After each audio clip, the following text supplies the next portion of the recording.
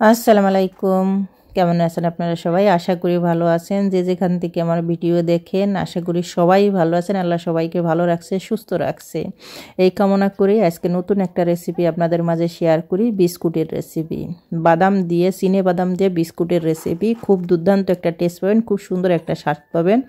বানাইয়া হয়তো আপনি মিনিটের ভিতরে আপনার বিস্কুটগুলো পুরোটাই খাবার শেষ হয়ে যাবে। এত টেস্টি আর এত মজার একটা ক্রিসপি একটা বেশি এত মজার একটা টেস্টি একটা বিস্কুটের রেসিপি আপনাদের মাঝে আমি শেয়ার করব। আশা করি প্রথম থেকে শেষ পর্যন্ত আমার সাথে থাকবেন এবং পুরো ভিডিওটা দেখবেন। প্রথমে বাদাম আমি খুব সুন্দর করে ভেজে তারপরে শসাটা উঠিয়ে নিয়েছি। 1 কাপ এখানে আমি বাদাম নিয়েছি। এখন ব্লেন্ডারে দিয়ে একটু গুঁড়ো করে নেব। এখানে আমি 2 কাপ নিয়েছি ময়দা। এখানে আপনারা আটাও ব্যবহার করতে পারে, আমি ফ্রেশ ময়দা দ্বারা সেটাই আমি ব্যবহার করেছি। আর ব্যবহার করলাম 4 চামচ গুঁড়ো করা চিনি। অবশ্যই গুঁড়ো করা চিনিটা দেবেন, আলাম চিনি দিলে কিন্তু চিনিটা থেকে যাবে, সে কিন্তু বাইমেন্টটা আপনার ভালো হবে না। এই জন্য গুঁড়ো করে আপনার ব্লেন্ডারে দিয়ে গুঁড়ো করে নেবেন চিনিটা। এই চিনিটা গুঁড়ো চিনিটাই এখানে ব্যবহার করতে হবে।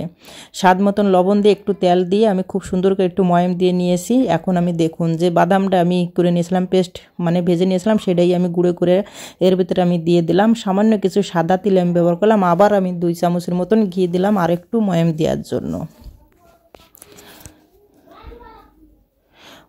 অবশ্যই এই বাদাম দিয়ে বানাইলে যদি 2 কাপ যদি আটা দেন 1 কাপের মতন বাদাম ব্যবহার করতে হবে।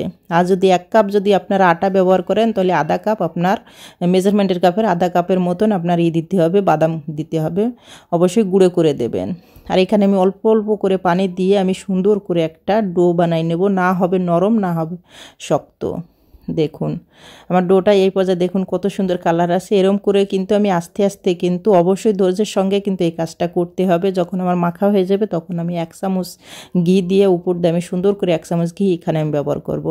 আর বাদামে কিন্তু এমনিই কিন্তু তেল থাকে, অতিরিক্ত তেল থাকে, সেটা কিন্তু মাথায় রাখতে হবে। এখানে রেস্টে আপনার রাখার কোনো প্রশ্ন নেই, হয়তো 2-1 মিনিট রেস্টে রাখতে পারেন ঘিটা মাখায়, কিন্তু আমি কোনো রেস্টে রাখিনি। জাস্ট আমি 1 মিনিট কিন্তু রেখে দিয়েছিলাম। আমার হাতটা ধুইতে যতটা টাইম লাগছে দেখুন, বাদাম তিল সবগুলো কিন্তু দেখা যাচ্ছে। আমি একটা ছুরি নিয়েছি, ছুরিতে একটু তেল মাখাই নিয়েছি। এখন আপনাদের মান পছন্দ মতন আপনারা এই বিস্কুটগুলো কেটে নিতে পারেন। আপনারা বরফি শেপে কেটে দেবেন, মুরাব্বা সব ইসেও কিন্তু আপনারা কেটে নিতে। আমি এরকম করে 4 কোনাভাবে আমি কেটে নিয়েছি। আমি সাইডগুলো একটু বাদ দিয়ে রেখেছি যাতে বিস্কুটগুলো দেখতে সুন্দর দেখা যায়। একদম সহজে কিন্তু আপনারা বলে নিতে পারবেন। এখানে কোনো কোনো তেল তুল কিচ্ছু ব্যবহার করা লাগবে না। বাদামে কিন্তু অতিরিক্ত তেল থাকে, আর এখানে কিন্তু আমি ঘি ব্যবহার করছি। পুরো এই বিস্কুটটা কিন্তু আমি ঘি ব্যবহার করেছি। এখন এক এক করে কিন্তু আমি একই পদ্ধতি কিন্তু সব বিস্কুটগুলো আমি বানিয়ে নিব। দেখুন একদম সহজে কিন্তু বলেছে। আমার আটাটা ডোটা কিন্তু একদম নরমও হয় নাই এবং শক্ত হয় নাই, একদম পারফেক্ট একটা ডো আমি বানাইছি। একদম নরম হলে কিন্তু আপনার বিস্কুটগুলো ভালো ক্রিসপি হবে না, এদিকে ধ্যান রাখতে হবে, একটু শক্ত শক্ত রাখতে হবে। আর তিলগুলো বাদামগুলো দেখুন কত সুন্দর। কিন্তু আর সবসময় মনে রাখবেন যে বাদাম কিন্তু বেশি পেস্ট করতে যাইবেন না, তাহলে কিন্তু বাদামের যে একটা তেল সেটা কিন্তু বের হয়ে আসবে। এই জন্য একটু দাঁড়া দাঁড়া হিসেবে আপনার পেস্টটা করতে হবে, দরদড়া হিসেবে। এইভাবে কিন্তু আপনার ব্লেন্ডার জারে বা পাটাই আপনারা গুঁড়ো করে নিতে হবে, কিন্তু বাদামটা কিন্তু ভেজে নেবেন অবশ্যই। এখন একটা আমি কড়াই চাপাই দিয়েছি। এখন আমি পরিমাণ মতন তেল দেবো এখানে গরম হওয়ার জন্য। আপনারা এই বিস্কুটগুলো বানায় রেখে কিন্তু সহজেই কিন্তু 15-20 দিন কিন্তু ঘরে রেখে খাইতে পারবেন। 15 থেকে 20 দিন অবশ্যই আপনারা স্টোর করে কিন্তু রাখতে পারবেন ঘরে। এই বিস্কুট এতটা ক্রিসপি হয়, এতটা টেস্ট। আমি তেলটা কতটুকু গরম হয়েছে অবশ্যই আমি তেলটা গরম করে দেখে নিলাম।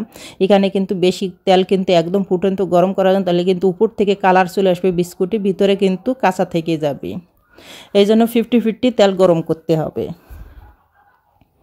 এখন আমি আস্তে আস্তে কিন্তু একদম নিবে হাজে এই মুহূর্তে কিন্তু আমি চুলাই বানাবলাইছি। আপনারা গ্যাসে বানান, যদি গ্যাসে বানান তাহলে নর্মাল হিটিয়ে কিন্তু আপনার বানাইতে হবে, নো মিডিয়াম হিটি বানাইতে হবে। চুলাই কিন্তু এই মুহূর্তে একদম নর্মাল হিটি কিন্তু আছে।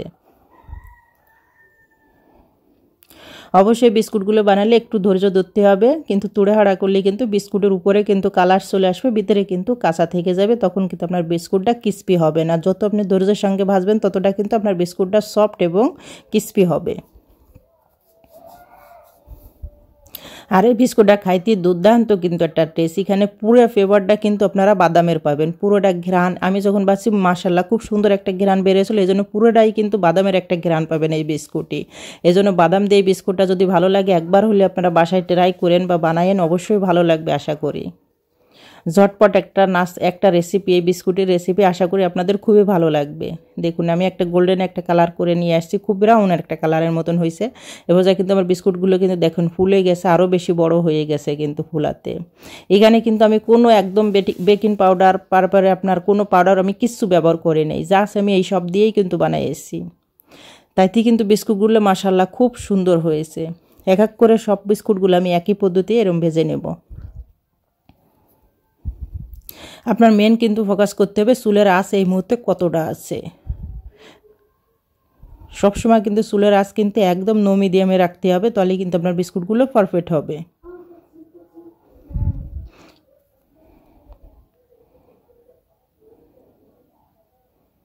আর যদি ভালো লাগে আমার এই রেসিপিগুলো অবশ্যই আপনারা শেয়ার করে দেবেন এবং লাইক কমেন্ট করবেন যে কেমন লাগলো। অবশ্যই চ্যানেলটা সাবস্ক্রাইব করে রাখবেন।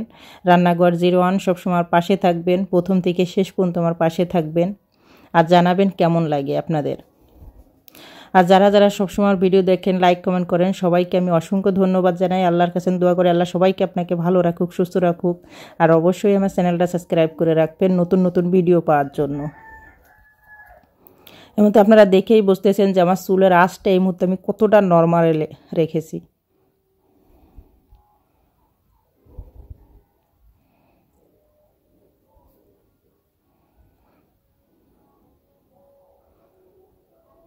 আর এই বিস্কুটটা মাশাল্লাহ টেস্ট কিন্তু অসাধারণ একটা টেস্ট। আমি যখন এই বিস্কুটটা বানাইছি যে এত সুন্দর, খালি বিস্কুটেরই মানে ইসের আপনার বাদামের গ্রানটাই কিন্তু ধরেছে। আর বাদাম বেশি কিন্তু একদম মিহি মিহি করা যাবে না, যেটা আপনাদের বললাম। অবশ্যই একটু দরদরা করবেন, তাহলে কিন্তু তেলটা বাদামে কিন্তু এটা কিন্তু তেল থাকে, নাহলে তেলটা কিন্তু বেরিয়ে আসলে কিন্তু বাদামের সে টেস্টটা পাওয়া যাবে না।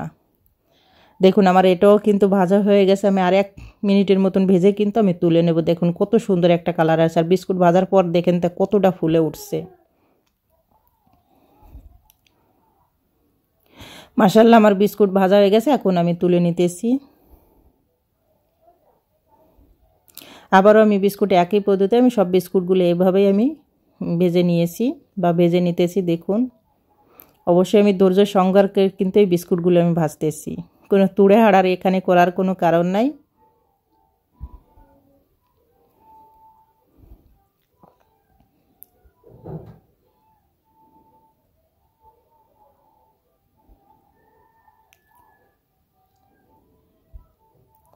এই বিস্কুট আমার ভাজা হয়ে গেছে, এখন আমি তুলে নিলাম। অবশ্যই আপনারা চেক করে দেখবেন যে কতটা পারফেক্ট হয়ে গেছে। বিস্কুটে খালি উপরে কালার আসলে ভিতরে কাঁচা থাকলে সেই বিস্কুট কিন্তু পারফেক্ট হবে না। অবশ্যই চেক করে। আমার পুরোটা বিস্কুট কিন্তু একদম পারফেক্টলিভাবে ভাজা হয়ে গেছে, আর খুব সুন্দর একটা কিন্তু বিস্কুট হয়েছে, খুব সুন্দর বিস্কুট হয়েছে মাশাল্লাহ, খুবই সুন্দর হয়েছে। আপনারা দেখেই বুঝতে পারছেন যে কত সুন্দর বিস্কুট হয়েছে। দেখুন আমার ভাজতে কিন্তু যতটা দূরে এর ভিতরে কিন্তু পুরো বিস্কুট কিন্তু আমার শেষ হয়ে গিয়েছে। অবশ্যই আপনারা ভালো থাকবেন, সুস্থ থাকবেন। আল্লাহ হাফেজ।